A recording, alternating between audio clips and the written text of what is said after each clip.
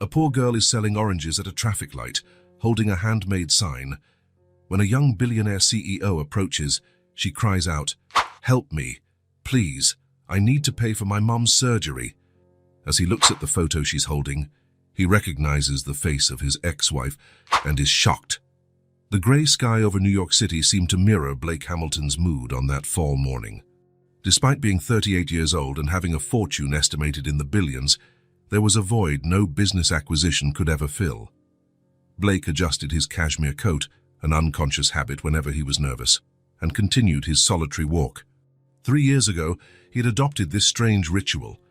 Once a month, he would dismiss his driver and walk through the city's less affluent neighborhoods. His advisors thought it was an eccentricity, a billionaire wandering narrow alleys, observing lives so distant from his own reality. But to Blake, these walks were like an anchor keeping him connected to the real world, far from boardrooms and private jets. "Maybe it's just guilt," he murmured to himself as he turned a corner on the Lower East Side. The smell of street food mingled with the cold morning air, creating a familiar yet oddly comforting atmosphere.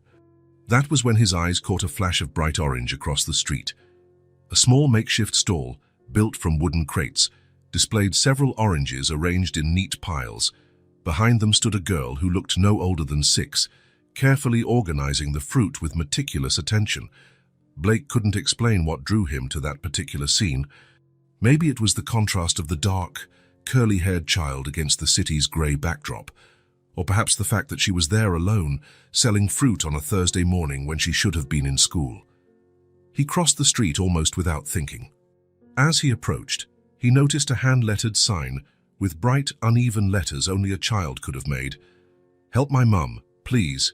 She needs surgery." The girl looked up when he drew nearer. She had large, expressive eyes, a vivid green that seemed to light up her delicate face. "Hi, mister," she said in a thin, clear voice. "Want to buy some oranges?" "They're really sweet." Blake noticed something familiar in her accent, a cadence he recognized quite well. "Hello?"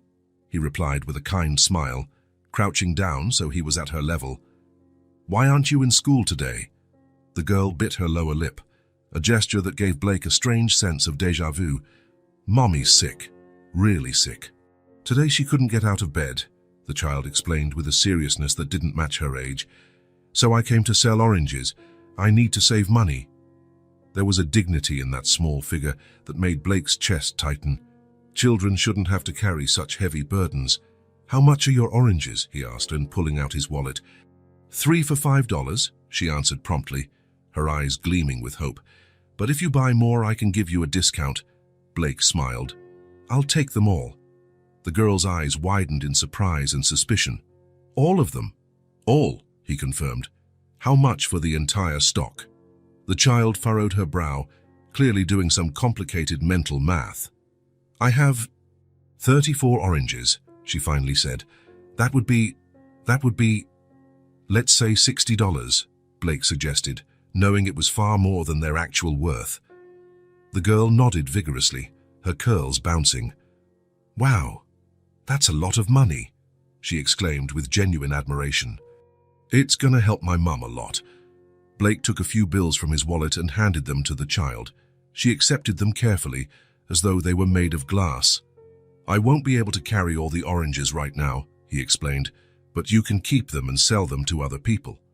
The little vendor looked at him curiously. "You don't want the oranges, but you're paying for them." Blake felt a twinge of tenderness at her confusion. "Let's just say it's my contribution to help your mother." The girl's face lit up with a smile that could melt even the coldest heart. "Thank you, mister. My name's Isla. What's yours?" "Blake," he answered, surprising himself by offering his real name. "Does your mum have something serious?" Isla's smile vanished quickly, replaced by a solemn expression. "Yes, she needs an operation, but it's really expensive. She says she'll get better, but I know that's not true." The child's sharp intuition was as impressive as it was heartbreaking. "Can I show you a picture of her?" Isla asked, already reaching into the pocket of her worn coat. "She was so pretty before she got sick." Blake nodded, more out of politeness than genuine interest. The girl pulled out a creased photo and held it out proudly. In that instant, time seemed to freeze. The air caught in Blake's lungs, and his heart skipped a beat. His eyes couldn't stray from the image. A woman with wavy brown hair and a radiant smile looked at the camera. The same green eyes as the little girl, the same smile he knew so well. It was Claire. Claire Bennett. His Claire. The woman he had loved more than anything, who vanished from his life nearly 7 years ago. "This is... your mom?" Blake asked, his voice trembling, trying to mask his shock. Isla nodded proudly. "She's pretty, right? This picture is from before she got sick. Now she's skinnier, and some of her hair fell out." Blake struggled to remain composed, but his mind was racing, trying to process the information. Claire was sick, needing surgery, living in dire conditions with this child. A child who must be around 6 years old. 6 years since. A terrible equation started forming in his mind. "Does your mum live around here?" he asked, attempting to sound casual. "Yes, on Orchard Street," Isla said, vaguely pointing toward the end of the block. "It's the red building with the broken door." Blake handed the photo back with slightly shaking hands. "You shouldn't be out here alone," he said, trying to keep his voice steady. "Who's looking after your mum now?" "Our neighbor, Mrs. Rodriguez, checks on her at lunchtime. But soon I have to go back and give her medicine." Blake felt the weight of the situation settle on his shoulders. He looked at the child again, now noticing details he hadn't seen before. The color of her eyes, the shape of her chin, the way she furrowed her brow when thinking. "Isla," he asked carefully, "how old are you?" 6.5, she replied proudly, showing her fingers. "I had my birthday last month." 6.5. The timing fit perfectly. "Do you need to get back home now?" he asked, trying to organize his swirling thoughts. "Not yet. Mom said I should stay here until I sell at least 10 oranges. But since you bought them all..." She smiled, revealing a missing front tooth. "I guess I can go back now." Blake saw an opportunity. "Can I walk with you to your street? It can be dangerous out here." Isla seemed to think about the offer for a moment, her small face assuming a serious expression. "Mom told me not to go off with strangers, but you don't seem bad. And you bought all my oranges," she added, as if that alone proved his good character. "Okay, you can walk with me, but only to the corner of my street." Blake helped her pack the oranges into a faded cloth bag she had brought. Isla tucked the money into the inner pocket of her coat, patting it to make sure it was secure. "All set," she announced with an adorable seriousness. "We can go." As they walked side by side along the uneven sidewalk, Blake struggled to keep his emotions under control.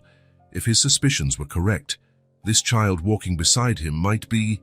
No, he didn't dare complete the thought. It was too terrifying, too wonderful, too devastating. "Do you like ice cream, Isla?" he asked, trying to maintain casual conversation. "I love it," her eyes lit up, "but I only get it on special occasions. Mom says it's expensive." Another stab of pain pierced Blake's chest. The idea that this child considered ice cream a luxury was unbearable. "And your dad, does he help you and your mom?" Isla's face turned suddenly serious. "I don't have a dad. At least not one I know. Mom never talks about him." Blake swallowed hard. The knot in his throat felt the size of a tennis ball. "Sometimes," Isla continued thoughtfully, "I imagine what he'd be like. Maybe he died, or maybe he lives really far away. Or maybe..." She paused, looking at Blake with innocent curiosity. "Maybe he's like you. Like me." Blake almost tripped over a crack in the sidewalk. "Yes, someone nice, who helps people and buys all the oranges, even though he doesn't really want to take any." She smiled at him again, revealing the gap where her tooth was missing. Blake felt his eyes sting.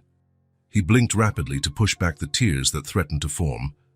After a few minutes, they reached a narrower street. Isla pointed to a red brick building at the end of the block. The facade was peeling, and several windows were either broken or patched with tape. The front door, as Isla had described one, was partially broken, held shut by a rusty chain. "That's where I live," she said. "On the 3rd floor." Blake looked at the building with barely concealed horror. How could Claire be living there? How could this child call that place home? "You can leave me here," Isla said, stopping at the corner as they'd agreed. Thanks for walking with me, Mr. Blake. You're welcome, Ela, he replied, reluctant to let her go. Are you sure you'll be okay? Of course, she answered with the confidence only children have. I live here. I know everyone.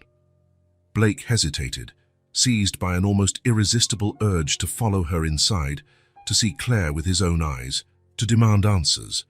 But the shock was still too great. He needed time to process what he had discovered. Ela, he began, not quite sure what to say. Take care, all right? And tell your mom I hope she gets better soon. I will, she promised, waving before turning and running toward the broken door. Blake remained standing at the corner, watching until the small figure disappeared inside. Then, as if propelled by an invisible force, he circled the block and approached the building from another angle, where he could observe without being seen. The third floor. Ela had said they lived on the third floor. Blake counted the windows, trying to guess which one might be theirs. One of the windows on the third floor had a small plant on the ledge, a single cactus in a makeshift soda can pot. Claire always loved plants, even the toughest, most improbable ones. He waited, watching. After a few minutes, he saw Ela appear at that very window. She placed something on the ledge, what looked like the money he'd given her, and then disappeared from view. Blake remained there for almost an hour, unmoving, ignoring the growing cold as the afternoon wore on. He saw Ela appear at the window twice more, once holding what looked like a glass of water, and another time just looking out at the street, as if searching for something or someone. The pain in his chest felt almost physical. Guilt, regret, confusion, and above all, anger at himself churned inside him like a storm threatening to knock him down. Claire was sick, possibly dying, living in miserable conditions, and that child, Ela, could it really be? The math fit, the timing made perfect sense, and those eyes, his family's eyes, the ones he saw in the mirror every morning. When he finally managed to move, the sun was already setting. Blake felt dazed, like he had been struck on the head. He walked back the way he'd come, his thoughts in such a turmoil that he barely registered where his feet were leading him. He passed by a bar and almost went in.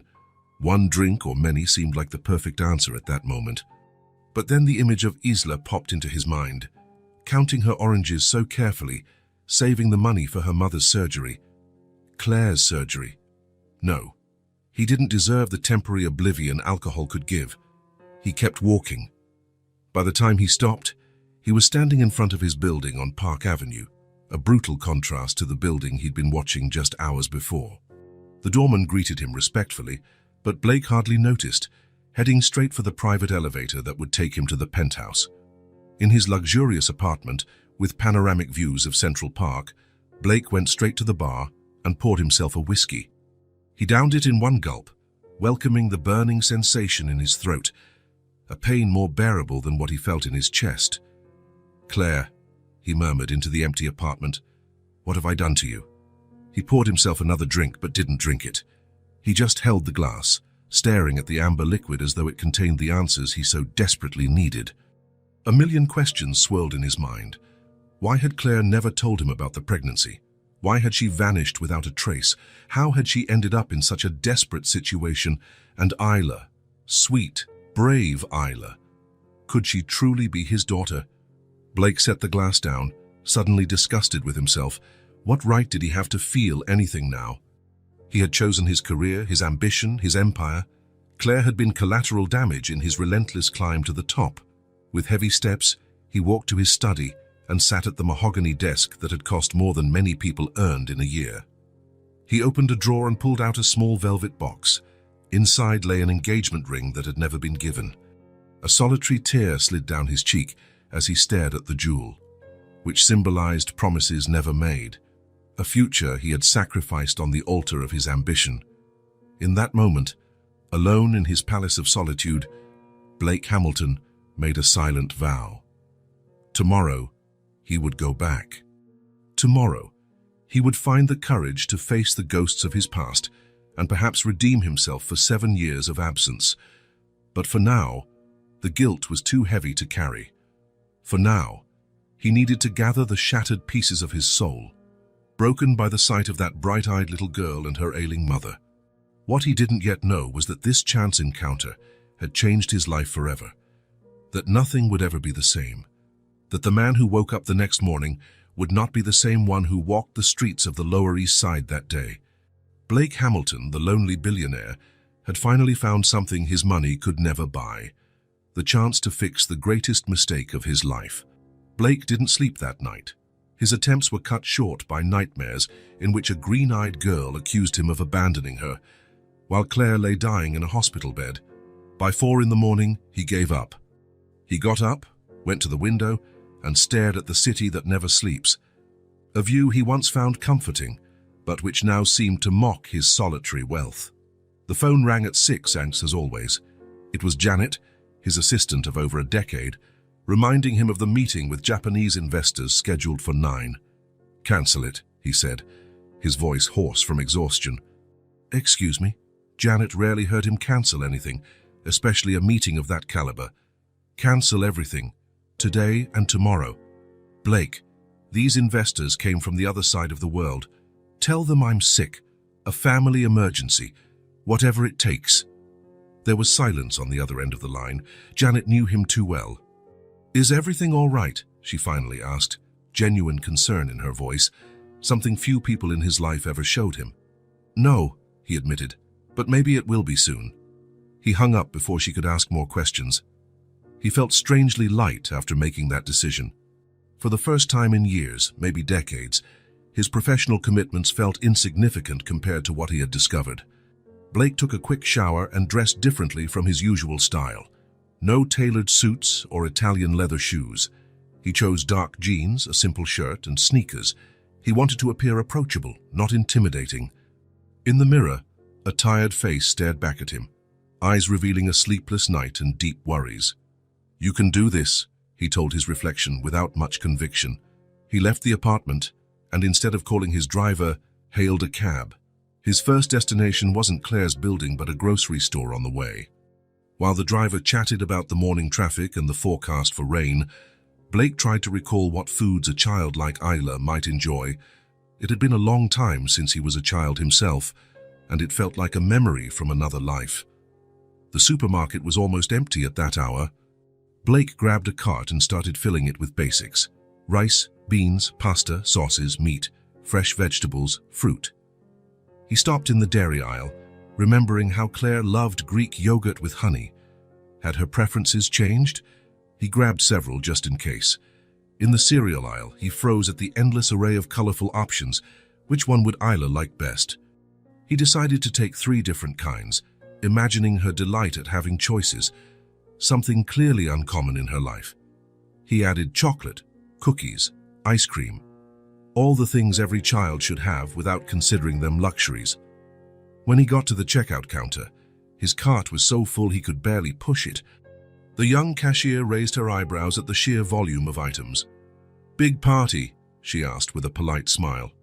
"Something like that," Blake replied.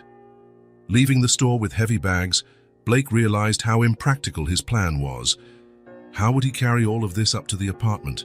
He asked the waiting cab driver to help load the groceries, offering a generous tip. On the way to the Lower East Side, Blake felt his nervousness growing. What would he say to Claire? How would he explain his sudden reappearance? What if she shut the door in his face? Worse, what if she confirmed that Isla was indeed his daughter? Or if she denied it? The cab stopped a block from the building at Blake's request. He paid the fare, including a tip so large it made the driver's eyes widen, and refused the offer of help with the bags. He wanted to do this alone. The weight of the groceries was almost welcome, giving him a physical task to focus on besides his rising anxiety. He reached the red brick building out of breath, not just from the effort, but from the tension. The front door, as Isla had described, was partially broken, held in place by a chain. Blake pushed it with his shoulder and entered. The lobby was dimly lit and smelled musty. A pile of unclaimed mail lay in a corner. Paint was peeling from the walls, revealing layers of previous colors like an archaeological record of the building's decay. There was no elevator, just a narrow staircase spiraling upward. Blake started climbing, the bags feeling heavier with each step. As he went up, he pictured Claire making the same climb every day, perhaps carrying Isla when she was little, or lugging groceries while ill. The third floor had a hallway with 4 doors. Blake hesitated, realizing he had no idea which apartment was Claire's. He looked at each door, trying to guess. One was decorated with colorful animal stickers at a child's height. It had to be that one. He moved closer and listened. Silence. He took a deep breath and knocked. For a long moment, nothing happened. Then he heard soft footsteps approach, and a childish voice asked, "Who is it?" Blake's heart raced at the sound of Isla's voice. "It's Blake," he replied. "We met yesterday. I brought some things for you and your mom." There was a pause. Then the sound of a chain being slid back and a key turning. The door opened a crack, limited by another security chain. Isla's face appeared in the gap, her green eyes widening when she saw Blake. "Mr. Blake," she exclaimed with genuine excitement. "What are you doing here?" "Like I promised, I brought some things," he said, lifting the bags for her to see. "Can I come in?" Isla bit her lower lip, the same gesture he had noticed the day before. "I have to ask Mom," she said, closing the door again. Blake heard muffled voices on the other side, one high and excited, clearly Isla's, and another lower, hesitant, a voice he would recognize anywhere, even after 7 years. The door opened wider this time, but it wasn't Isla who appeared. Claire looked thinner than he remembered, dark circles under her eyes. Her hair, once long and shiny, was now short and dull. But her eyes, the same green eyes that were now her daughter's, were as expressive as ever. And at that moment, they expressed shock, disbelief, and something that looked like anger. "Blake," she said, her tone flat, hiding any emotion. "Claire," he answered, his voice almost a whisper. What are you doing here?" she interrupted, stepping protectively in front of Ilasu, who tried to peek around her. Blake raised the bags again. "I brought some groceries," he said. "Food mostly. I thought it might help." Claire's eyes narrowed. "How did you find us?" "I met Isla yesterday, selling oranges. She showed me your picture." Claire closed her eyes briefly, as though processing the information. When she opened them again, there was a determination Blake knew all too well. "Isla, go to your room, please," she said, not taking her eyes off Blake. "But Mom," the girl protested, "Mr. Blake brought food. And he was nice to me yesterday." "Isla," Claire repeated, her tone leaving no room for debate. "Now." The child lowered her head and walked away, dragging her feet. Once Isla was out of sight, Claire took a step forward, still blocking the entrance. "What do you really want, Blake?" she asked, her voice now loaded with contained emotion. "You show up after 7 years with some groceries and think everything is okay." "No," he replied, feeling small under the intensity of her gaze. "I know nothing is okay. I know I made terrible mistakes. I just want to help now." Claire let out a dry, humorless laugh. "Help? Now? Where was your help when I found out I was pregnant and you ran off to Shanghai without even leaving a contact number?" Her words hit Blake like a physical blow. So it was true. Isla was his daughter. Part of him had known since the moment he saw those green eyes so much like his own. But hearing the confirmation from Claire's lips brought an overwhelming sense of reality. "I didn't know," he said, his voice pleading to be believed. "Claire, I swear on everything that matters, I had no idea you were pregnant." She studied him for a long moment, as if deciding whether to believe him. "Would it have made a difference?" she asked finally. "Your precious career, your climb to the top, would you have given it all up for a pregnant girlfriend and a child you didn't plan?" Blake wanted to say yes, that he would have dropped everything, that he would have done things differently, but he couldn't. He couldn't lie to her now. "I don't know," he admitted, the truth hurting his throat. "I don't know who I was 7 years ago, but I know who I am now and I want to do the right thing." Claire observed him for a few more seconds, then opened the door completely. "You can leave the groceries," she said. "Thanks for that. Isla needs to eat well." Blake placed the bags on the small entryway floor. The apartment he could glimpse behind Claire was tiny but spotlessly clean, despite worn-out furniture and stained walls. "Can I see Isla?" he asked, his voice betraying his emotions. Just for a moment. Claire crossed her arms. Why?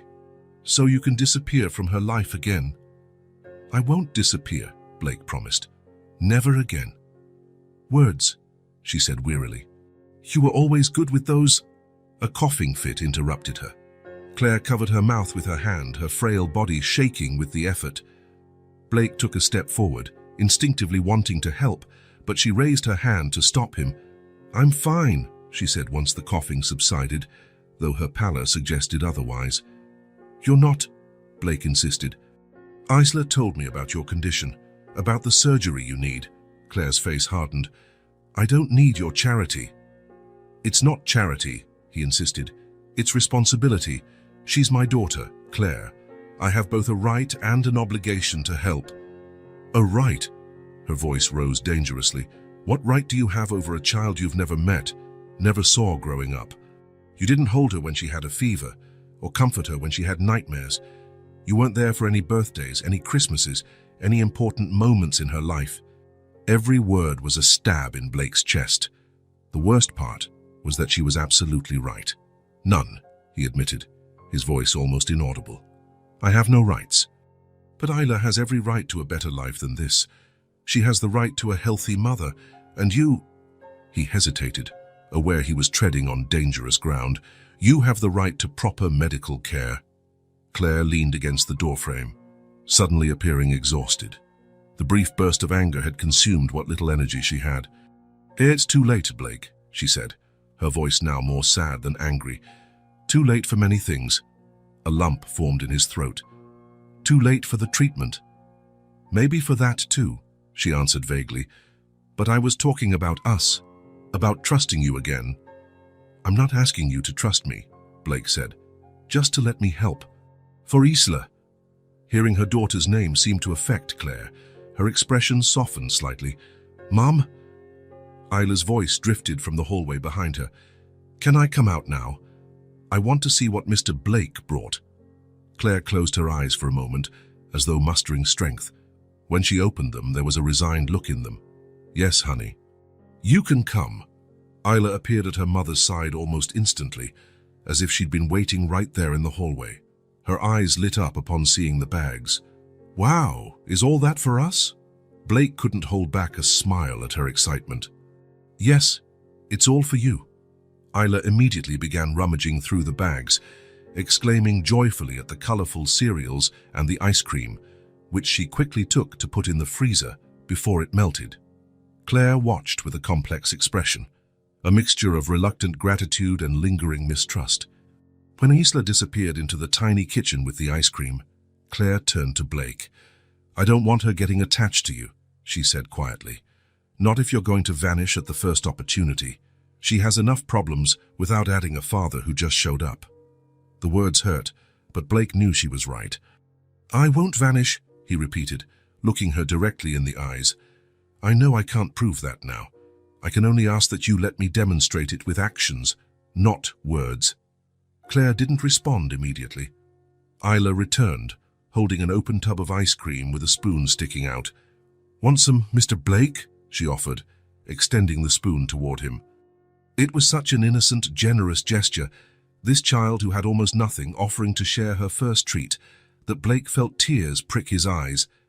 He cleared his throat and shook his head softly. Thank you, Isla, but it's all yours, he replied, his voice strained with emotion. How about you, Mom? Isla asked, offering the spoon to Claire.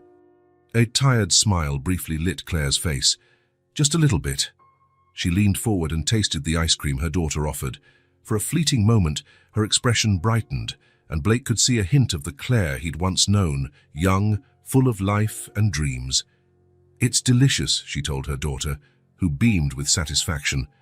Blake felt like an intruder, witnessing a private moment between mother and child. It was a harsh reminder of all the similar moments he had missed. I'll leave you two now, he said softly, but I'd like to come back tomorrow, if that's okay. Claire looked up at him, distrust still evident in her eyes, but now tinged with something like resignation. I can't stop you, she replied, but don't make any promises to Isla you don't intend to keep. Blake nodded, accepting her condition. He glanced at Isla, who was watching the adults interact with curiosity. "See you later, Isla," he said. "I hope I can come back and see you tomorrow." "Will you bring more ice cream?" she asked hopefully. Blake smiled. "If your mom allows it." Claire said nothing, but her look spoke volumes. "Don't let her down." Blake stepped back into the hallway, his chest heavy with conflicting emotions. On the one hand, a sharp pain at realizing what he had lost, 7 years of his daughter's life. On the other, a fragile hope for a new beginning. "I'll find the best doctors for you," he said to Claire before leaving. "That's not negotiable." For a moment, it seemed she was about to protest again, but then another coughing fit struck her, this time stronger than the previous one. Isla immediately set aside the ice cream and ran to hold her mother's hand, fear evident on her small face. The sight broke Blake's heart. It was obvious the situation was more serious than Claire admitted. When the coughing subsided, she simply nodded, a barely perceptible gesture of acceptance. Blake left the building feeling both lighter and heavier at the same time. The truth was now laid bare, raw and painful. Isla was his daughter. Claire was truly ill, and he had 7 years of absence to make up for, if that was even possible. As he walked down the busy street, he mentally went over his next steps, calls to his medical contacts, arranging immediate treatment for Claire, consultations with lawyers about his rights and responsibilities as a father. Part of him, the cold, calculating side that had built his empire, advised caution, paternity tests, verification of Claire's true medical condition, protection against possible excessive financial demands. But for the first time in his adult life, Blake Hamilton silenced that voice. It didn't matter whether Isla was biologically his, though he was certain she was. It didn't matter how much Claire's treatment would cost. It didn't matter about legal hassles or complications. The only thing that mattered was that broken family he had, intentionally or not, helped destroy. And now he had a chance, perhaps his last chance, to fix it. When he finally hailed a cab to take him home, Blake realized he was smiling. It was a sad smile, marked by regret, but a smile nonetheless. For the first time in many years, he felt like he was doing something truly meaningful. Nightfall was settling over New York when Blake returned to his apartment. He poured himself a drink and went out onto the balcony, watching the city light up below. Somewhere in that sea of lights, a green-eyed little girl might be thinking about him. Tomorrow would be a new day. Tomorrow he would start building bridges over the 7-year chasm. Tomorrow he would face Claire's resistance and try to earn Isla's affection. But tonight was for decisions, and Blake Hamilton had decided no more running away. No more choosing ambition over love. No more abandoning those who needed him. This evening, high above his lonely empire, he made a silent vow to the stars. He would be the father Isla deserved and the man Claire needed him to be. Even if it was too late for some things, as Claire had said, he would do everything in his power to make sure it wasn't too late for those that truly mattered. Blake didn't sleep again that night.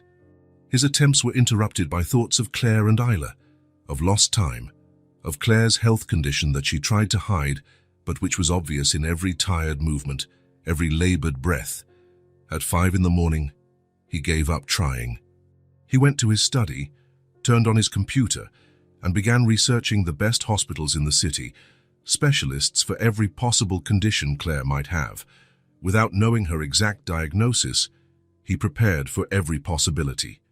He made a few calls, even at that hour, to people who wouldn't mind being woken up by Blake Hamilton. His name opened doors, something he had always known but had rarely used for anything beyond business. Now that power would serve a different purpose. By 8 in the morning, he had a list of doctors ready to see Claire immediately, hospitals prepared to admit her to private rooms, specialists standing by for his call. All he needed now was to persuade her to accept his help. Blake took a quick shower, dressed as simply as the day before, and went out. On the way, he stopped at a bakery and bought fresh breakfast items, bread, pastries, fruit. He remembered how Claire used to love croissants with raspberry jam and made sure to include them. The sky was overcast, threatening rain. Blake quickened his pace, feeling an inexplicable urgency, as if every minute was precious. He arrived at the red brick building a little after 9, quickly climbing the 3 flights of stairs. That was when he heard it. The sound of a child crying, a desperate cry coming from Claire's apartment. It wasn't the cry of a child upset or in minor pain. It was the sound of pure fear, of utter despair. Blake felt ice in his veins. He dropped the bags in the hallway and ran to the door, pounding on it. "Isla! Claire!" he shouted, panic rising in his voice. The crying continued, broken by sobs. Then, hurried footsteps approached, and Isla's trembling voice asked who was there. "It's Blake." "What happened? Are you all right?" The door opened immediately. Isla stood there in her pajamas, her face red and swollen from crying, hair tousled. Her green eyes were wide with terror. "Mr. Blake," she sobbed. "My mum won't wake up. I tried everything, but she won't answer." Blake didn't wait for more explanations. He stepped inside, following Isla to the small bedroom where Claire slept. The room was simple, with only a bed, a nightstand, and an old dresser.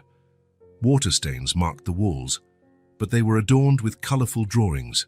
Obviously, Isla's work. Claire lay on the bed, pale as paper. Her breathing was so shallow that, for one terrifying moment, Blake thought he was too late. He rushed over, sitting on the edge of the bed and checking her pulse. It was there, weak and irregular, but present. "Claire," he called, gently patting her cheek. "Claire, wake up." She didn't respond. Isla clung to Blake's waist, shaking. "She was coughing so much last night," the girl explained, words broken by sobs. "Then this morning she didn't get up to take me to school. I thought she was just tired, but when I came to check, she wouldn't respond." Blake put an arm around Isla's shoulders, trying to project a calm he didn't feel. "How long has she been like this?" he asked, already taking his phone out of his pocket. "I don't know," Isla replied, wiping her tears with the back of her hand. "I think it's been about an hour since I started trying to wake her up." Blake dialed one of the contacts he'd prepared earlier. When they answered, his voice took on an authoritative tone Isla had never heard before. "Dr. Ramirez, this is Blake Hamilton. I need an ambulance to the Lower East Side immediately. It's an emergency." He gave the address and hung up, turning to Isla. "I'm taking your mum to the hospital right now. I need you to be strong and help me, okay?" Isla nodded, still teary-eyed but filled with a childlike trust that made Blake's heart ache. She trusted him instantly. No questions asked, just like only a child can. "What do I do?" she asked, straightening her small shoulders as if bracing for an important mission. "Grab some clothes for you and your mom, just enough for a few days.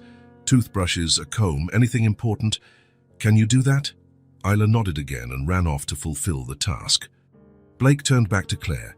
She burned with fever, her forehead hot under his hand. Her fingers, by contrast, were icy cold. He felt fear surging, mixed with a corrosive guilt. What if it was too late? What if all those years of neglect had cost Claire her life? "No," he muttered to himself. "That's not going to happen." He pulled out his phone again and dialed another contact. "Janet, get in touch with New York Presbyterian Hospital. Tell Dr. Sullivan I'm on my way with a critical patient. I want the best team ready to receive her." When he hung up, Isla was back, holding a small worn backpack. "I put our things in here," she said, showing him the bag. "And Mom's medicine, too." "Great job," Blake praised her, trying to smile reassuringly. "Now I'm going to carry your mom downstairs. An ambulance is coming, but we can't wait." Without hesitation, Blake wrapped Claire in a blanket and lifted her into his arms. She felt alarmingly light, as if the illness had consumed not just her strength but her very substance. Her head fell against his chest, and a faint moan escaped her chapped lips. "Come on, Isla. Stay close to me." Together, they made their way down the stairs, Blake careful not to jostle Claire unnecessarily. Isla followed, a small hand gripping his shirt, as if afraid he might disappear too. When they reached the street, Blake spotted a taxi passing by and flagged it urgently. The driver stopped, looking suspiciously at the unconscious woman in Blake's arms. "New York Presbyterian Hospital, as fast as possible," he ordered, already opening the back door and gently placing Claire on the seat. "It's an emergency." Something in his tone or the urgency of the situation convinced the driver, who nodded and unlocked the doors. Blake helped Isla in and climbed in himself, keeping Claire cradled in his arms. "If you get us there in under 15 minutes, God, I'll triple your fare." he added. That was all it took. The taxi sped off, diving into morning traffic with renewed determination. During the ride, Blake kept his fingers on Claire's pulse, counting the faint beats as if he could keep her alive by sheer force of will. Isla sat quietly beside him, eyes fixed on her mother's face, clutching her backpack tight. "She's going to get better, right?" she asked at one point, her voice so soft Blake almost didn't hear. He wanted to say yes, that everything would be okay, that her mom would pull through just like she always did. But he couldn't lie to those green eyes so much like his own. "I'll do everything I can to make sure of that," he finally replied, knowing it was the only honest promise he could make. Isla seemed to accept this answer, nodding gravely. Blake realized, with a mixture of admiration and sadness, that this child had grown up far too quickly, forced to grasp realities no child should face. The taxi screeched to a halt outside the hospital's emergency entrance. As promised, a medical team was already waiting outside. 2 nurses with a gurney, a doctor in a white coat, and Janet, Blake's assistant, who had arrived beforehand to ensure everything was in place. Blake stepped out of the taxi, carrying Claire, refusing the gurney for the moment. "Dr. Sullivan?" he asked, addressing the doctor. "Yes," the man replied, already assessing the patient visually. "We'll take her in for evaluation right away." Blake finally placed Claire on the gurney but didn't let go of her hand. Isla jumped out of the taxi and ran to the other side of the gurney, grabbing her mother's other hand. As the medical team began pushing the gurney inside the hospital, Dr. Sullivan bombarded Blake with questions about Claire's medical history, her symptoms, how long she'd been unconscious. Blake answered what he could, painfully aware of how little he actually knew about the woman who had once been closest to him. Surprisingly, Isla filled in many of the gaps. "She takes these," she said, pulling a small case out of her backpack and handing it to the doctor. 3 times a day. And she uses this inhaler when she can't breathe. Dr. Sullivan examined the medications quickly, his expression growing serious. "Does your mum have any heart or lung problems that you know of, sweetie?" he asked gently. Isla nodded. "Both. She says her heart gets weak sometimes, and her lungs fill up with water. That's why she coughs so much." Blake felt the floor drop out from under him. Heart failure and pulmonary edema, serious conditions that could be fatal without proper treatment. "How long has she had these symptoms?" the doctor asked, now mostly directing his questions to Isla as they entered an exam room. "Always," the little girl answered simply, "as long as I can remember." Years, then. Claire had been sick for years, without proper treatment, fighting on her own while raising a child Blake hadn't even known existed. The guilt hit him like an avalanche. While he was amassing billions and building his global empire, the woman he had loved was wasting away, saving every penny to care for the daughter he didn't know about. A nurse approached, kindly asking them to wait outside while the team performed initial procedures. Blake hesitated, reluctant to leave Claire, but he knew the doctors needed space to work. "Let's go, Isla," he said, extending a hand to the girl. "We'll wait out there. The doctors will take good care of your mum." Isla took one last look at Claire, then clung to Blake's hand, letting him guide her to the waiting area. Janet followed discreetly, handling everything behind the scenes as she always did. They sat on cushioned chairs in a private waiting area, separated from the general public by tasteful partitions. Janet brought water and juice, also offering snacks that Isla declined with a shake of her head. "I'm not hungry," she explained. "My stomach feels funny." Blake nodded, understanding perfectly. His own stomach was in knots, filled with anxiety and fear. "Mr. Blake?" Isla broke the silence after a few minutes. "Is my mom going to die?" The question, asked with brutal childish honesty, punched the air out of Blake. He turned to face her, seeing the genuine fear in her eyes, his eyes, and wanting desperately to shield her from all pain. "Not if I can help it," he said with fierce determination that surprised even him. "This hospital has some of the best doctors in the world, and they'll do everything they can to help your mum." Isla studied his face for a moment, as if searching for any hint of deception or hesitation. Then, to Blake's surprise, she moved closer, and rested her head against his arm. "Thank you for helping us," she said softly. "I prayed for someone to come." Blake felt a lump in his throat and, on impulse, placed his arm around her shoulders, drawing her closer. "I'm here now," he promised, "and I'm not going anywhere." They remained like that, in silence, for almost an hour. Eventually, Isla accepted some orange juice and a sandwich Janet offered, eating slowly, without much enthusiasm. Blake kept his eyes on the doors Claire had passed through, as if sheer will could produce news. Janet sat on the other side, discreetly fielding the endless calls and messages coming to Blake's phone, shielding him from the outside world that kept spinning, unaware of the drama unfolding there. Finally, Dr. Sullivan emerged, still in his white coat and holding a clipboard. His face was serious, but not grim, a slight relief to Blake, who had learned to interpret medical expressions over the years. Blake stood immediately, Isla following suit, clinging tightly to his hand with surprising strength for someone so small. "Mr. Hamilton," the doctor began, "we've managed to stabilize your Ms. Bennett." Blake exhaled the breath he hadn't realized he was holding. What exactly is wrong with her? Dr. Sullivan glanced at Isla, then back at Blake, clearly unsure how much detail to reveal in front of a child. Blake hesitated, not wanting to frighten her, but also knowing Isla deserved to know what was happening to her mother. "Isla," he said, crouching to meet her gaze, "I need to talk to the doctor about your mom's condition. Can you wait with Janet for a few minutes? I promise I'll explain everything afterward, in a way you can understand." The girl bit her lip, looking from the doctor to Blake, then to Janet, who smiled encouragingly. "Okay," she finally agreed. "But don't take too long." "I promise," Blake said, giving her hand a gentle squeeze before letting go. Janet guided Isla toward a small play area in the corner of the waiting room, far enough that she couldn't hear the conversation, but still within Blake's sight. He turned back to the doctor, bracing himself for the worst.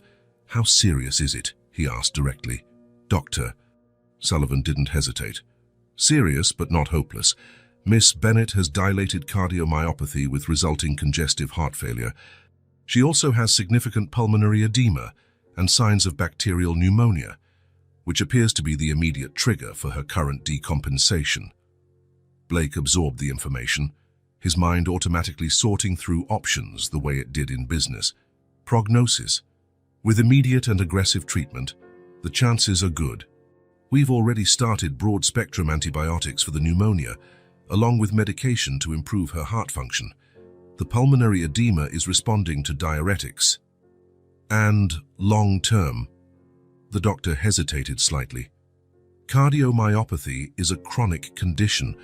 From what I can tell from the preliminary tests, her heart has suffered significant damage, likely from going untreated for so long.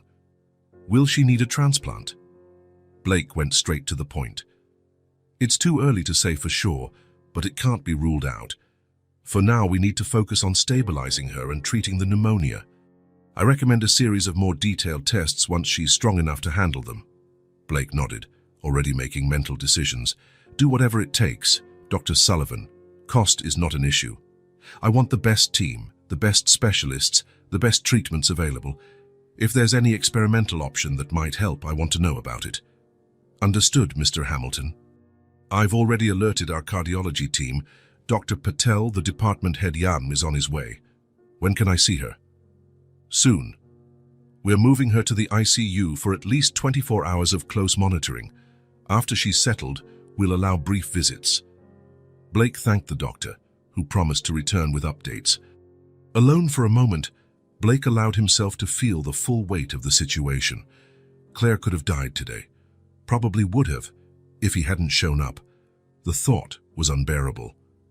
He took several deep breaths, composing himself before going back to Isla. She was watching him intently from across the room, ignoring the tablet of games Janet had offered. When Blake approached, Isla immediately stood. "How's Mom?" she asked, her wide green eyes scared but determined to know the truth. Blake sat beside her, choosing his words carefully, aiming for a 6-year-old's level of understanding. "Your mom is really sick, Isla," he began gently. "Her heart isn't working as well as it should, and her lungs are affected too. Plus, she got an infection, kind of like a very bad flu that made everything worse. Isla nodded gravely. I knew she was getting worse. She tried to hide it, but I could tell. The child's perceptiveness was both admirable and heartbreaking. The doctors are taking care of her now, Blake continued. They gave her medicine to fight the infection and help her heart work better. She'll have to stay in the hospital for a few days, maybe more. Can I see her? Isla asked, her voice small but hopeful. Soon, as soon as the doctors have her settled in a special room. For now, we have to be patient. Isla was quiet for a moment, processing the information. Then, to Blake's surprise, she leaned in and hugged him, pressing her face against his chest. I'm scared, she admitted, her voice muffled by his shirt. Blake wrapped his arms around her, feeling a fierce protectiveness he had never experienced before. In that moment, he knew he would do anything, absolutely anything, to protect this child. I know, he answered softly. I'm scared too, but we're in this together now, you and me. We'll take care of your mom together. Isla lifted her head, those green eyes, Blake's eyes, brimming with tears yet filled with fragile hope. Promise, she asked. I promise, Blake replied, sealing a commitment he knew would change his life forever. 3 days had passed since Claire's admission to the hospital. The pneumonia was starting to respond to the antibiotics, but her heart condition still required intense monitoring. The doctors mentioned weeks of hospitalization and possibly surgery to implant a ventricular assist device. During this time, Blake completely reorganized his life. He cancelled business trips, delegated responsibilities, and set up a makeshift office in the hospital suite he had arranged for Claire. But the most surprising development, for everyone, including himself, was how naturally he assumed care for Isla. On the first night, when it became clear Claire wouldn't be discharged anytime soon, Blake faced a dilemma: what to do about Isla. The child had no other relatives, and the one neighbor who sometimes watched her, Mrs. Rodriguez, was traveling. You can stay with me while your mum gets better, he offered, hesitant, fearing she might reject him. I have a guest room that can be yours for now. Isla looked at her mother asleep in the hospital bed, then back at Blake. Her green eyes seemed to be weighing all the possibilities. Mom would want me to be with someone safe, she finally said, with a maturity that continued to surprise him. Can I bring my teddy bear, Theodore? Blake felt a surge of relief. Of course you can. And anything else you want. That same night, after a quick visit to her apartment to pick up Isla's things, including Theodore, a scruffy brown bear that seemed to be her closest companion, they headed to Blake's Park Avenue apartment. Isla's eyes widened as they walked through the marble lobby with its high ceiling and crystal chandeliers. Do you live in a castle? She asked in a hushed voice, clinging to Blake's hand while she took in the surroundings. Blake smiled. It's not a castle, just an old building where rich people live. Are you rich? The child's direct question, typical of a 6-year-old, took Blake by surprise. Yes, he admitted. I have a lot of money. Isla nodded, absorbing the information. Then why don't Mom and I have any? The innocent question hit Blake like a physical blow. How could he explain to a 6-year-old the complicated failings of adults, the choices that lead to separate paths, the wounded pride, the broken communication? It's complicated, he finally managed. But I promise I'll explain better when you're a bit older. To his surprise, Isla seemed satisfied, just nodding again. Inside the apartment, he showed her the guest room, which Janet had quickly furnished with a few basic kids' items, a colorful lamp, storybooks, and some simple toys. This can be your room while you're here, he said. Tomorrow we can buy more things you like. Isla explored the space curiously, placing Theodore carefully on the king-size bed that looked absurdly big for her little body. It's nice, she commented, but it doesn't feel real. Blake understood exactly what she meant. The room, with its elegant but impersonal decor, lacked warmth and history, the marks of a lived-in home. It wasn't like the tiny, cramped apartment she shared with Claire, which was full of love despite its poverty. That first night was strange for both of them. Blake prepared a simple dinner, macaroni and cheese, one of the few things he knew how to cook, and tried to keep a natural conversation going with Isla. The child answered politely, but there was a distance in her demeanor, a worry overshadowing her thoughts. At bedtime, he helped her brush her teeth and change clothes, feeling entirely awkward and unprepared for the task. "Your mom will get better," he said as he tucked her in, trying to offer some comfort. Isla nodded, hugging Theodore. "She's strong," she answered simply. "Good night, Mr. Blake." "You can just call me Blake if you want," he offered. She thought about it for a moment. "Okay, good night, Blake." The days that followed involved a series of small adjustments. Blake, used to running multinational corporations, discovered that managing a 6-year-old's routine was just as challenging. There were schedules to keep, meals to prepare, baths to supervise. He hired a personal assistant specifically to help with Isla, but Blake insisted on being as hands-on as possible. For her part, Isla watched everything with curious eyes, silently adapting to her new environment. She was surprisingly easygoing, maybe because she had grown up taking on responsibilities beyond her years, or maybe because she instinctively understood how serious her mother's situation was. Every day, they visited Claire in the hospital. The visits were short, as she spent most of the time asleep, often under the influence of medication that left her groggy. But those brief moments were the highlight of Isla's day. The child would chat to her mother about everything she'd done, showing drawings and small gifts she'd made. During one such visit, Blake watched from a corner as Isla whispered something into her unconscious mother's ear. The intimacy of that moment, the absolute trust that even in her sleep, Claire was listening, stirred something deep inside him. He realized then he would do anything to protect that bond. On the third day, things began to change between them. A routine had formed. In the morning, they went to see Claire, who was awake for slightly longer periods each day, though still very weak. In the afternoon, while Blake worked remotely, Isla occupied herself with the new toys and books he'd bought. In the evening, they'd have a simple dinner and talk about the day. It was during one of these dinners that the first real breakthrough occurred. "Blake," Isla said, pushing the macaroni around on her plate, "can I ask you something?" "Sure," he replied, setting his fork down to show she had his full attention. "How did you meet my mom?" The question caught Blake off guard, causing him to choke on the wine he was sipping. When he recovered, he saw Isla watching him with a mix of curiosity and patience, waiting for his answer. For a brief moment, he considered making something up, a simpler or edited version of the truth, but something in her gaze, so much like his own, demanded honesty. "Your mom and I met a long time ago," he began, choosing his words carefully. "I had just started my company, and she worked at a coffee shop near my first office." Isla listened intently, absorbing every word.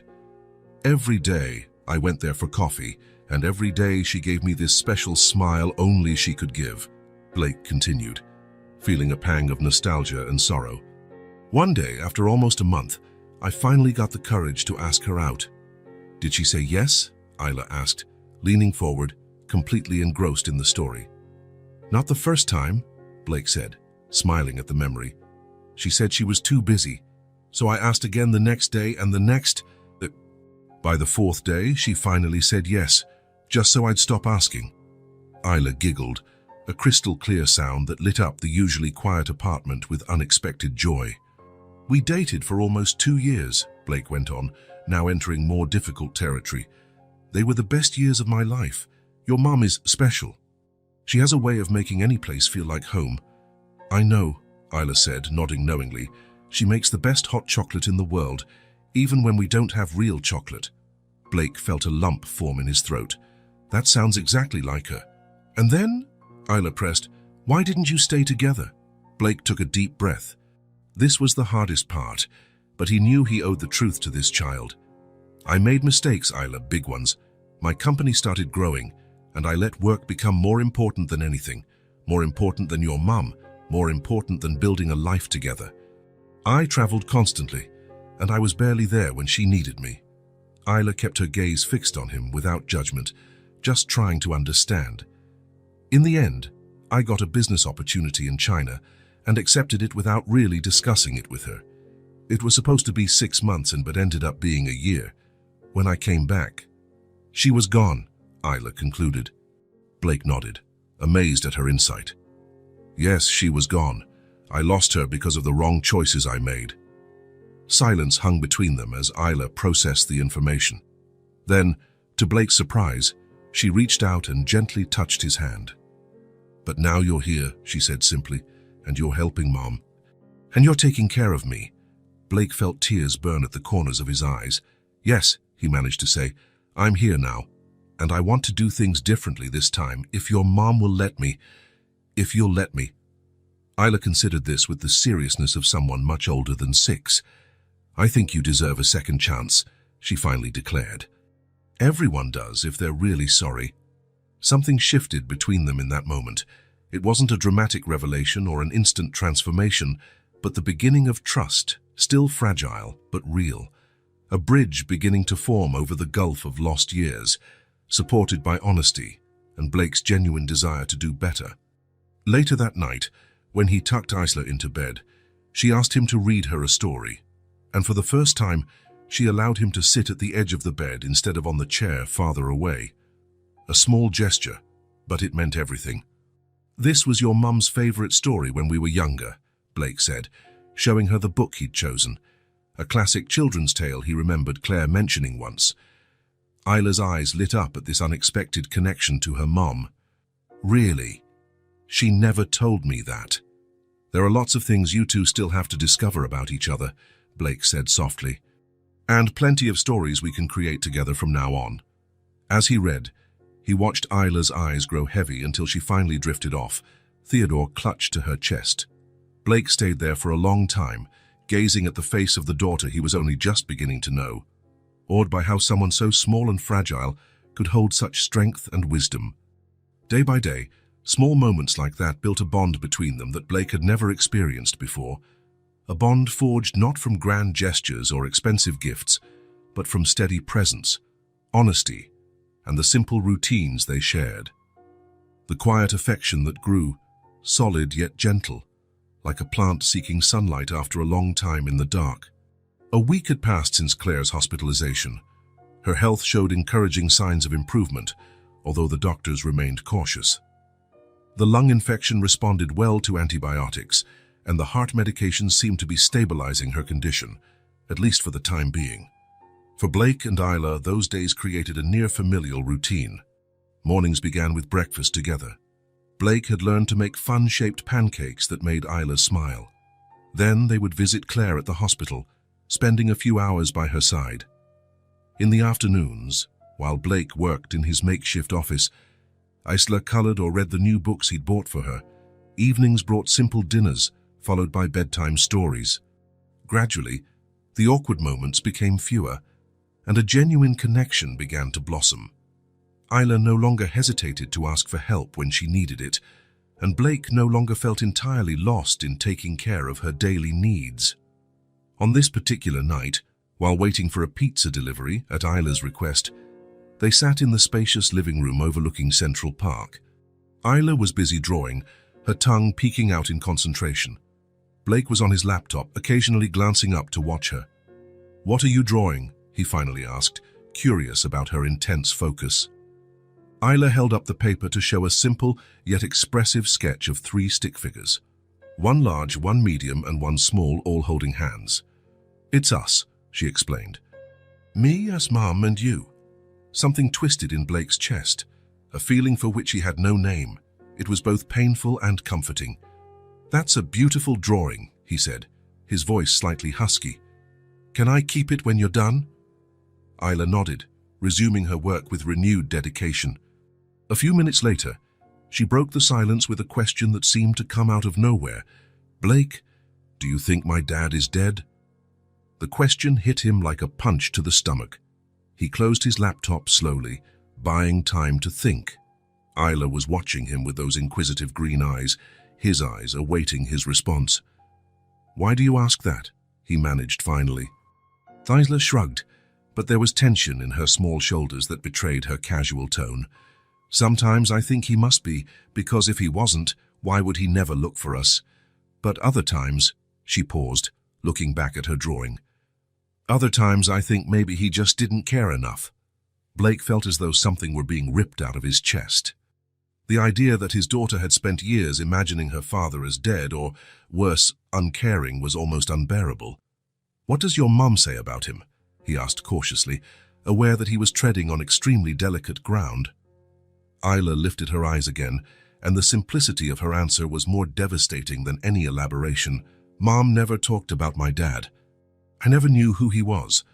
Blake felt the impact of those words like a cold wave crashing over him. Claire had never mentioned his existence to Isla, not even to create a story about him. She had completely erased him from their narrative, as though he had never existed. It was an absence so complete and deliberate that Blake finally understood the depth of Claire's hurt. She'd rather raise her daughter without any father figure than share any memory of him. "Have you ever asked her?" he inquired softly. Isla bit her lower lip. That gesture he now recognized as his own, reflected in his daughter. "I asked once, when I was 5. My friends at school were talking about their dads, and I wanted to know about mine." She paused, recalling, "Mom got really sad. Really sad. She cried all night. I never asked again." Blake closed his eyes for a moment, feeling the pain of that memory spread through him. Claire crying alone at night, a confused and frightened Isla, both outcomes of his choices, his absence. "Do you think he was a bad person?" Isla asked, her small voice cutting through his thoughts. Blake opened his eyes to find her watching him intently, as if his words might unlock the mystery that had surrounded her entire short life. "No," he replied carefully. "I think sometimes people make mistakes, really big ones, that end up hurting the people they love, even if they don't mean to." "Like the mistakes you made with my mom?" Isla asked, her penetrating gaze making Blake feel completely transparent. "Yes," he admitted. "Like those." Isla seemed to ponder that deeply before she spoke again. "You know, sometimes I make up stories about him," she confessed softly. "In my head. Sometimes he's an astronaut who had to go into space on a really important mission, or an explorer lost in the jungle, or—" She hesitated, her voice suddenly shy. "Or someone like you." Blake felt his heart almost stop. "Like me?" Isla nodded, blushing. "Someone nice and who tells stories and makes funny pancakes, who takes care of us when we need him." In that moment, Blake experienced both pain and joy in the most intense way. He wanted to scoop her into a hug, to shout the truth, to declare everything. But he couldn't. It wasn't his secret to tell, not without Claire. It wouldn't be fair to either of them. Instead, he gently tucked a rebellious curl behind Isla's ear, a gesture he had seen Claire do so many times during their hospital visits. "Any man would be lucky to be your father, Isla," he said quietly. "And if he knew about you, I'm sure he'd be the proudest person in the world." She rewarded him with a smile as bright as a ray of sunshine cutting through dense clouds.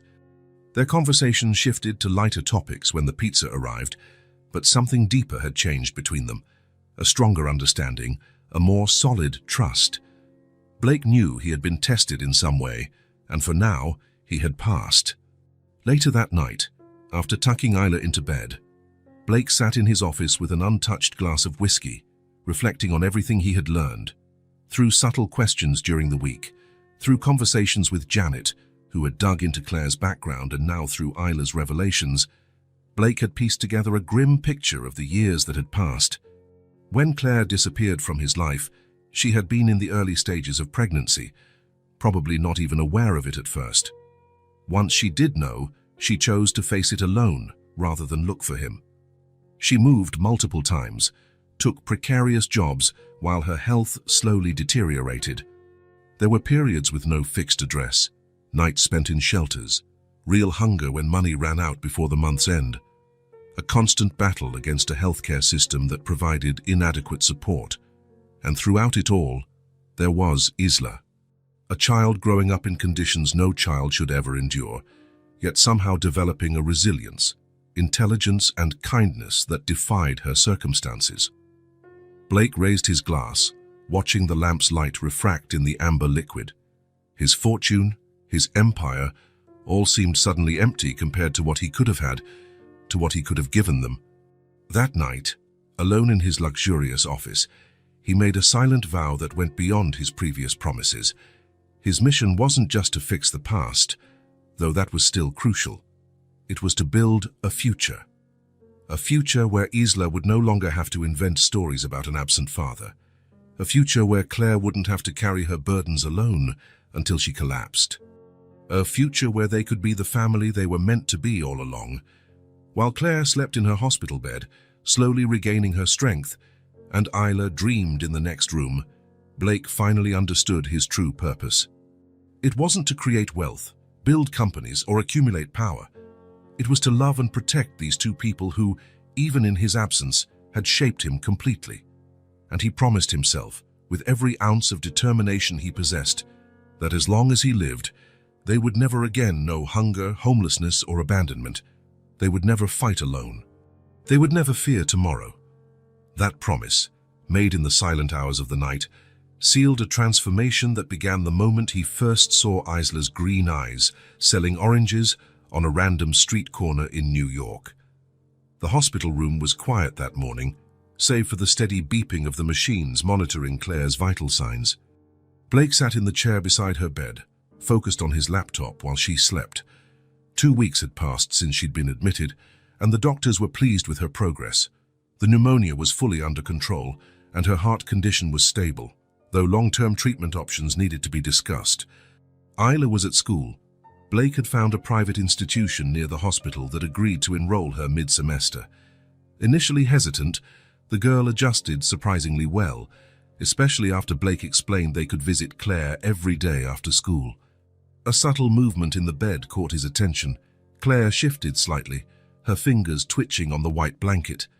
Blake shut his laptop and leaned forward, watching her carefully. Over the past few days, she had woken a few times, but only briefly, still groggy from medication. This time, however, when her eyes opened, there was a clarity in them that hadn't been there before. Claire blinked several times, adjusting to the soft light that filtered in through the half-open blinds. Her gaze swept the room until it landed on Blake. "Water," she croaked, her voice rough from disuse. Blake jumped up immediately, grabbing the cup and straw he kept ready on the bedside table. He helped her raise her head slightly and brought the straw to her lips. Claire took a few sips, then closed her eyes for a moment as though the simple act of drinking water was the most precious relief. "Thank you," she said when she finished, settling back onto the pillow. Blake returned the cup to the table and sat down, unsure what to say. Over the 2 weeks she'd been hospitalized, he'd envisioned this moment countless times. What he'd say, how he'd explain everything that happened, how he'd discuss Isla. But now, confronted by Claire's direct gaze, none of his rehearsed words felt right. "How long?" she asked, breaking the silence. 2 weeks, he answered. "You had acute pneumonia on top of your heart condition. It was scary." Claire nodded slightly, as though she had expected it. "Isla? She's fine. She's in school right now. She stayed with me while you were unconscious." A shadow of worry crossed Claire's face. "School? I enrolled her at Dalton, a few blocks from here.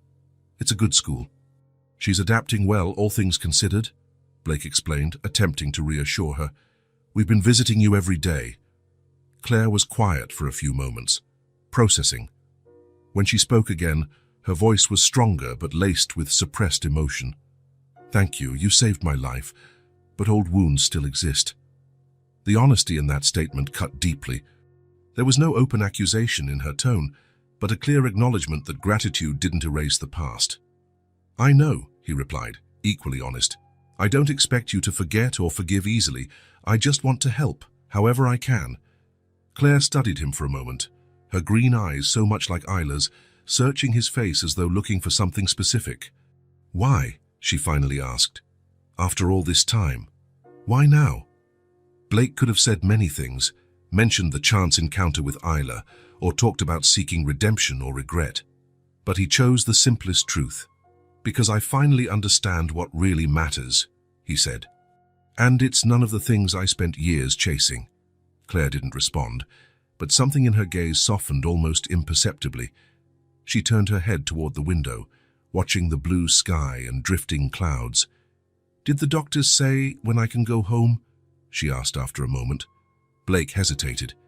"In a few more days, probably, but Claire..." "About your home, what about it?"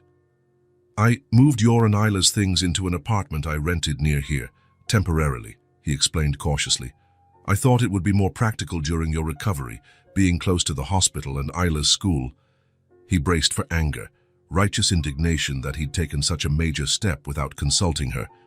But Claire just nodded faintly. Makes sense, she said. Thank you. Silence fell between them again, less tense this time, but still laden with words unspoken. Blake wanted to ask about the past, about the lost years, about Isla. He wanted to confess he knew that he had figured it out, but something held him back. Respect for her timing, for Claire's need to face the present before confronting the past. Could you bring me a mirror? She asked, interrupting his thoughts. Blake found a small mirror in the bedside drawer and handed it to her. Claire observed her reflection with a neutral expression, her thinner face, dull hair, pale skin. She showed no surprise or sadness, just acceptance. I came close this time, didn't I? She asked, handing the mirror back. Yes, he said, remembering the fear he'd felt. But you're strong, Claire. You always have been. A fragile smile, her first since waking, crossed her lips for a moment. I had to be. At that moment, the door opened, and a doctor walked in, followed by a nurse. They both smiled when they saw Claire awake. Ms. Bennett, good to see you awake and aware, greeted the doctor, stepping up to the bed. How are you feeling? Blake stood up, making room for the doctor to examine Claire. I'll go get some coffee while you get checked out, he said. I'll be right back. Claire nodded, and Blake left the room, feeling a mix of relief and apprehension. The ice was broken, but the path ahead remained long and uncertain. Thursday. In the weeks that followed, as Claire gradually regained her strength, the dynamic among the three of them slowly evolved. After being discharged, she moved into the apartment Blake had rented, a comfortable two-bedroom place overlooking a small park. Though initially reluctant, she agreed to it after Blake explained it was only temporary, until she fully recovered and they could discuss more permanent options. Blake did not move into that apartment, keeping his own place a few blocks away, but he spent most of his time there. He hired a nurse to help Claire during the day, and every evening after picking Isla up from school, they shared dinner together. At first, those meals were quiet and awkward. Claire, still weak and processing everything that had happened, said little. Blake, anxious not to push her, stuck to safe topics: Isla's progress at school, the day's news, plans for the next meal. Sensing the tension, Isla alternated between trying to cheer them up and lapses of silent observation. But as the days passed, small changes began to appear. The first sign came one afternoon when Blake arrived to find Claire and Isla in the tiny kitchen attempting to make cookies. Flour was everywhere, and the smell of something slightly burnt lingered in the air. We're making cookies, Isla announced proudly, her face dusted with flour. But I think the first batch didn't come out so good. Claire, perched on a stool by the counter, looked tired, but had a sparkle in her eyes Blake hadn't seen in a long time. Isla insisted, she explained with a slight shrug. Apparently, cookies are essential to recovery. Absolutely, Blake agreed, playing along. I've heard that the scent of freshly baked cookies increases white blood cells by 200%. Isla laughed, a crystal sound that seemed to brighten the small apartment. You made that up? Caught me, Blake admitted, raising his hands in surrender. But it's true that cookies make everything better. May I help with the next batch? To his surprise, Claire answered, Please, it's clear we need professional supervision. That afternoon marked a subtle turning point. The ice didn't melt entirely, but it began to crack. In the following weeks, more moments like that popped up. Small islands of normalcy and even joy in a sea of uncertainties. One particularly pleasant afternoon, Blake suggested a picnic in the small park across the street. Isla loved the idea and hurried to help prepare a basket. Claire, now able to walk short distances without getting too tired, agreed after some hesitation. Sitting on a blanket under the shade of a large tree, the three of them might have appeared to any casual observer as a perfectly normal family enjoying a spring day. Isla would occasionally run off to chase squirrels or butterflies, returning to report her discoveries with childlike excitement. Blake watched Claire, who seemed more relaxed than she had been since waking in the hospital. Leaning her back against the tree trunk, She closed her eyes briefly, letting the sun filtering through the leaves play across her face. "I missed this," she said softly, not opening her eyes. "The park?" Blake asked. "Just existing without constantly fighting." She opened her eyes and looked at Isla, who was now crouched near a flower bed, studying something on the ground. Seeing her like that, carefree, being just a kid, Blake felt a knot in his throat. "She's amazing, Claire. Strong, smart, compassionate. You did an incredible job, despite everything you went through." Claire looked at him directly then, something she rarely did since her recovery. "I had no choice," she said matter-of-factly, with no bitterness. "When you have someone who depends on you completely, you find strength you never knew you had." The implication hung in the air. She had been alone, with no choice because Blake wasn't there. He wanted to say he would have helped, would have been there if he'd known. But he knew that was a fragile argument. Instead, he opted for honesty. "I'm sorry you had to do it all alone," he said simply. "I really am." Claire didn't respond immediately. She watched Isla a bit longer before speaking again. "It wasn't always terrible, you know. We had good moments. Movie nights under blankets, scavenger hunts in our apartment on rainy days, made-up bedtime stories." A small smile touched her lips. "Isla has an incredible imagination. You've probably noticed." "I have," Blake said, recalling the fantastical tales she spun. "She told me about the secret kingdom in her closet, ruled by a three-legged cat wearing a crown." Claire laughed, a sound so unfamiliar now that it almost startled Blake. "Sir Whiskers, a benevolent but demanding ruler. Apparently, only those who know the secret password, which changes weekly, are allowed in. And it always involves some kind of meow or purr," Blake added with a grin. They shared a brief moment of complicity, united by their love for the same remarkable child. For an instant, the years of separation seemed to shrink, and they were simply Claire and Blake again, as they had been before ambition and wounded pride tore them apart. But then Claire averted her gaze, and the moment passed. Silence returned, less tense than before, but still laden with everything left unspoken. Isla came running back, cupping something in her hands. "Look," she cried, opening her fingers slightly to reveal a small ladybug. "It landed on my hand because I stayed super still." "They say ladybugs are good luck," Claire said, leaning in to see the tiny red insect. "Did you know they help protect gardens? They're like little guardians." "Like knights in red armor," Blake added. Isla pondered that idea. "I guess she needs a name, then. All knights have names." "How about Lady Spot?" Blake suggested. "Or Scarlet the Brave," Claire offered. Isla shook her head at both suggestions. "I'm calling her Dottie Reddington, protector of gardens and friend of children," she declared with all the solemnity of a royal ceremony. Blake and Claire glanced at each other and burst out laughing at the same time, a genuine shared laugh that chipped away more of the tension between them. As the sun began to set, they gathered their things and headed back to the apartment. Claire, tired but visibly more cheerful than usual, insisted on helping make dinner. The three of them worked in the small kitchen, Isla washing vegetables, Claire slicing them carefully, and Blake handling the rest. The simple meal, roast chicken with vegetables and rice, was eaten amid light conversation and occasional laughter. For the first time, they caught a glimpse of what they could be as a family, if only they allowed themselves to dream it possible.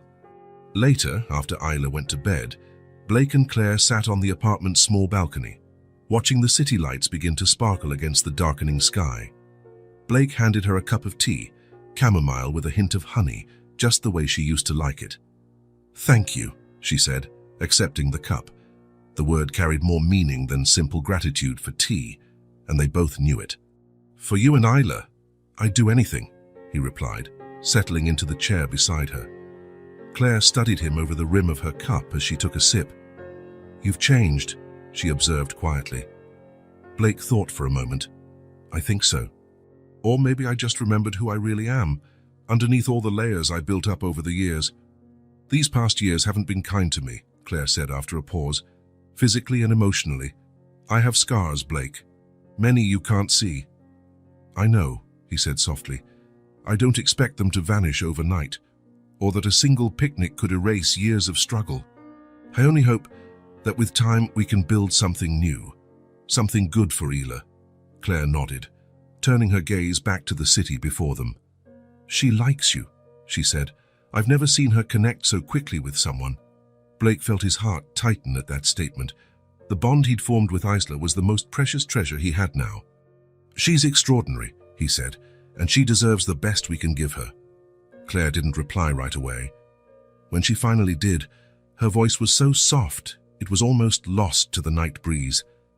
I'm afraid, Blake, afraid to trust again, afraid to let myself believe this time could be different.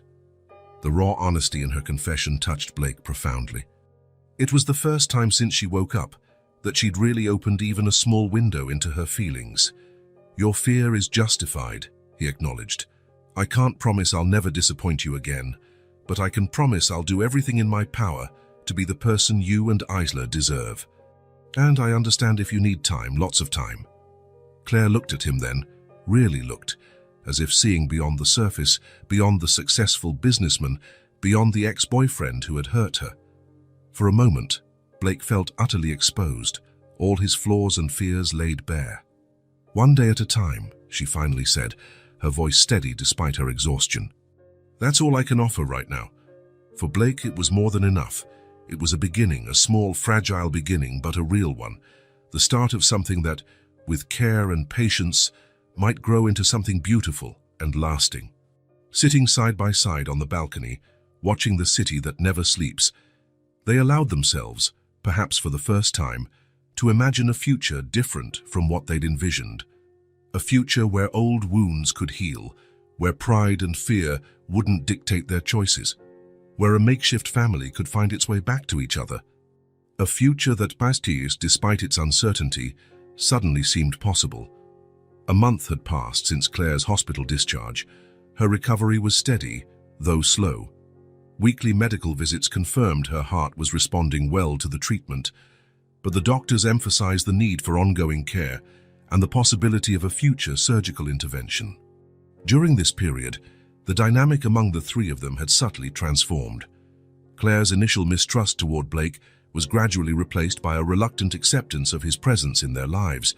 It wasn't full forgiveness or forgetting the past, but a pragmatic acknowledgement that, for now, this arrangement was best for Isla, and Isla thrived. The new school, proper medical care for her mother, and the financial stability Blake provided had freed her to simply be a child. Her smile came more easily, her stories grew more elaborate, her sleep was more peaceful. On that Sunday afternoon, the weather was particularly pleasant, one of those perfect spring days New York occasionally offers as an apology for harsh winters. Blake suggested a stroll through Central Park, and to his surprise, Claire agreed without hesitation.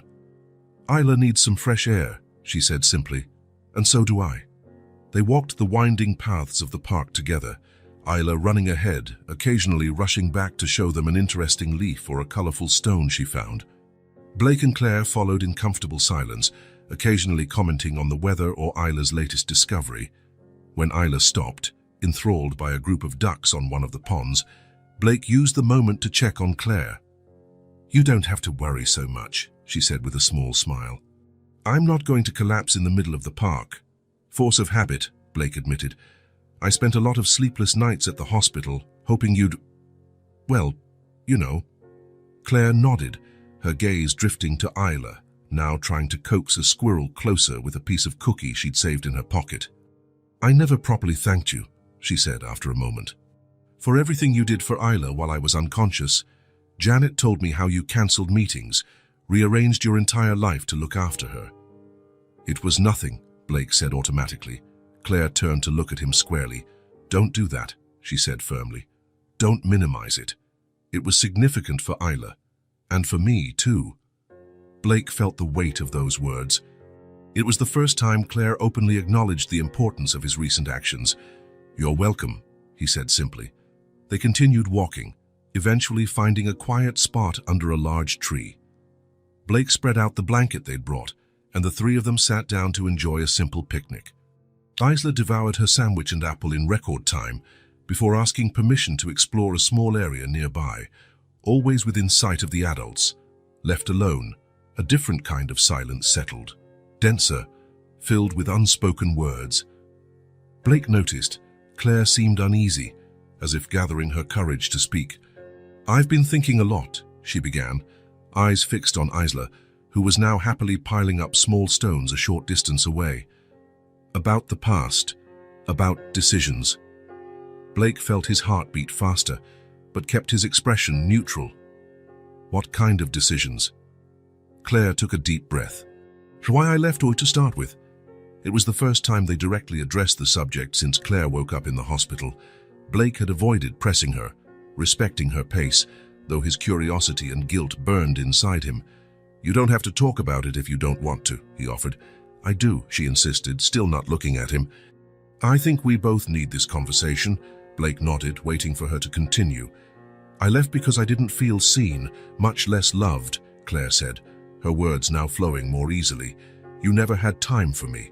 You lived for your business, and I was invisible to you." The truth of her statement hit Blake hard. It wasn't anything he hadn't already known or admitted to himself in lonely nights of reflection, but hearing it directly from Claire made it more real and more painful. "After a while, I had enough," she continued. "You lived for your business, and I was invisible to you. I deserved better." "You did deserve better," Blake said, his voice hoarse with emotion. "So you deserved far more than I was willing or able to give back then?" Claire finally turned to face him. "It was never about what you could give me materially, Blake. It was never about money or expensive gifts. It was about being there, about really seeing me." Blake nodded, accepting the criticism. "I know. It took me a long time to understand that. Maybe I only truly grasped it when I saw Isla for the first time." Isla's name made Claire avert her gaze again, watching their daughter, who was now chatting enthusiastically with another child who had wandered over to admire her stone tower. "When I found out I was pregnant, you had already been in China for 2 months, Claire said, her voice quieter now. "I tried to reach you, called your office repeatedly, left messages, no reply." Blake felt sick hearing that. "My God, Claire, I swear I never got those messages. Jenkins, my assistant at the time, never said anything." Claire shrugged, as though it no longer mattered. "Maybe he screened calls from an ex-girlfriend. Or maybe you were so busy making a name for yourself that you didn't notice." The accusation was fair, and Blake didn't try to defend himself. "What happened after that?" he asked softly. "I waited a few more weeks. Then I realized I had to move on, for me and the baby. I moved to Boston, where a friend offered me a place to stay. I thought I could rebuild my life there." The idea of Claire, pregnant and alone, trying to get by in a new city, tore at Blake's heart. "I would have helped, Claire, if I'd known." "Would you really?" she asked, not angrily, just genuinely curious. "The man you were then, so consumed by ambition. Would he have truly dropped everything to help a pregnant ex-girlfriend?" Blake wanted to say yes, that he would have done the right thing, but the honesty now guiding their relationship demanded more. "I don't know," he finally admitted.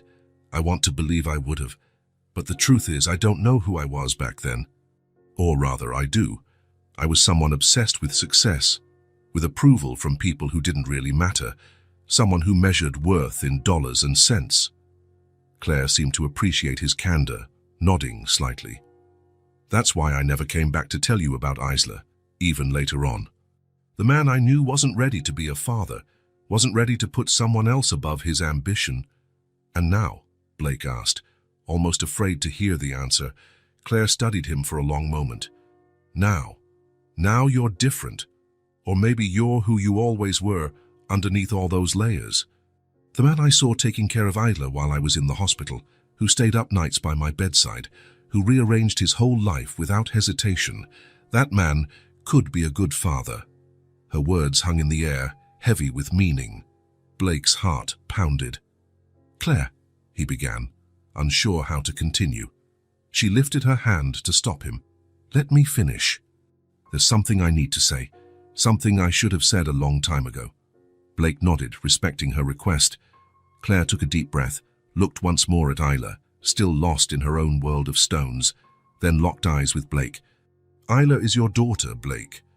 Though he had already suspected, though all evidence pointed to it, though his heart had already accepted it, hearing those words from Claire, clear and definitive, hit him like an explosion in his chest. A flood of emotions overwhelmed him. Profound sorrow for the time lost, for the birth he never witnessed, the first steps he missed, the first words he never heard, yet also an indescribable joy for the confirmation, for Claire's explicit acknowledgement, and for the chance to finally be a real father to Isla. I knew, he managed after a moment, voice trembling. Ever since I first saw her. Those eyes, my eyes, your expression, Claire said with a small smile, and that stubbornness, all yours. Blake laughed, though tears blurred his vision. Thank you for telling me, for confirming, even if I already knew. You deserve to hear it from me, Claire replied simply. So you both deserved the truth. Blake glanced at Isla, unaware of the conversation that changed everything. Does she know? He asked. Claire shook her head. No. I was waiting for the right moment. And now I think it's time.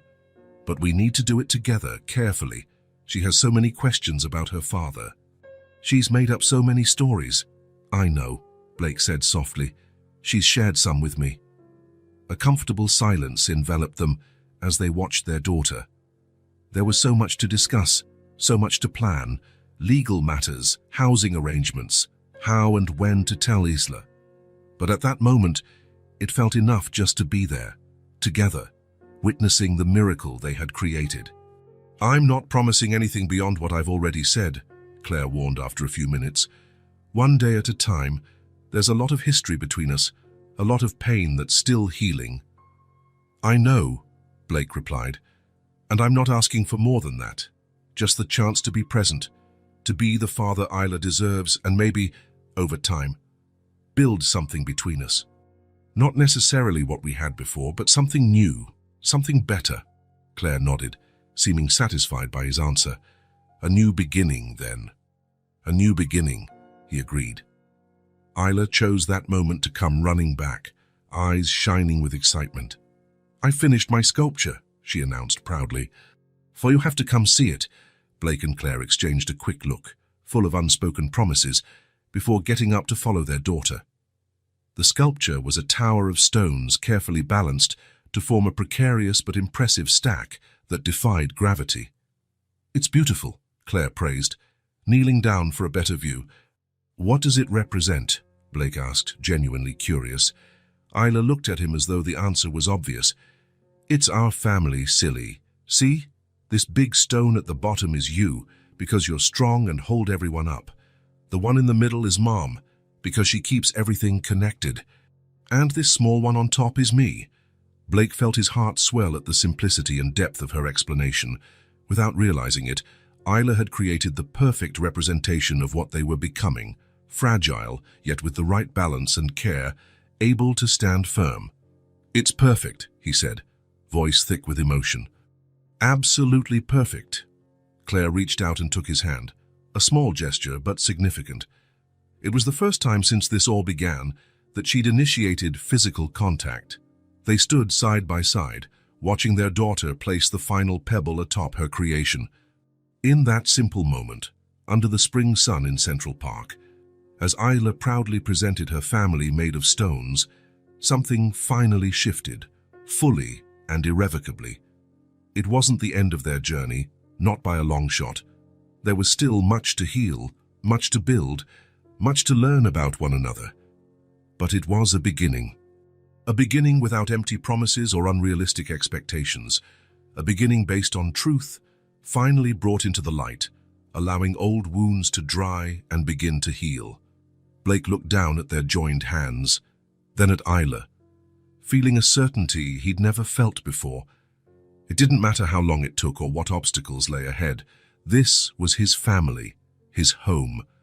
Not the luxurious Park Avenue apartment, not the corporate empire he'd built, but these two people by his side. For the first time in his life, Blake Hamilton felt he was exactly where he should be, doing exactly what he was meant to do. No longer chasing a hypothetical future of wealth and power, but living fully in the present, building a future made of moments like this, imperfect, delicate, but infinitely precious. A new home, built not of bricks and mortar, but of love, redemption, and the tiny daily miracles that bind a family together. If this story touched your heart, subscribe to the channel and turn on notifications so you don't miss the next ones. Leave a like because it helps this story get recommended to more people. See you in the next story.